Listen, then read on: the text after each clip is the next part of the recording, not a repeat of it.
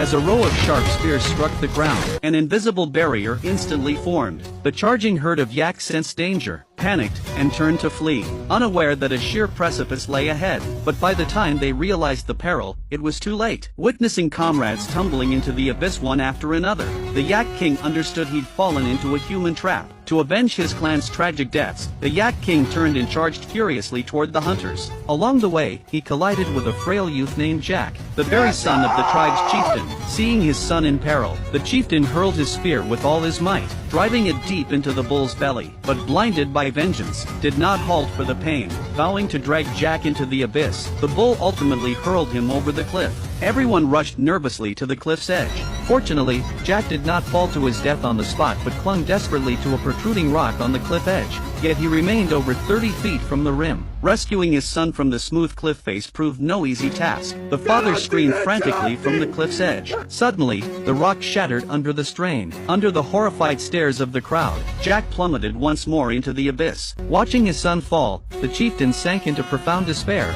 intending to end his own life for solace. But his tribe pulled him back, for as their leader, he bore the responsibility for all. The father cried out from the cliff's edge all night long, yet never heard his son's reply. When the truth was revealed, the father was overcome with grief, forced to accept his son's death. But fate showed mercy to Jack once more. He did not plunge into the abyss, but crashed onto a protruding ledge. After an unknown period of unconsciousness, a vulture landed on the boy, savagely pecking at his lips. The excruciating pain jolted Jack awake. But when he looked down, Jack was terrified by what he saw. Staring at the bottomless chasm below, Jack could only try to climb upward, but unexpectedly his foot slipped, and he found himself dangling in midair once again. This time there was no foothold, and only exhaustion and death awaited him. Just when all hope seemed lost, a violent storm suddenly struck. Torrential rain cascaded down the cliff face. Jack instantly saw a glimmer of hope for survival. As more and more water accumulated, he gritted his teeth and held on, until the very last moment. Finally, when his strength was completely drained, Jack suddenly let go.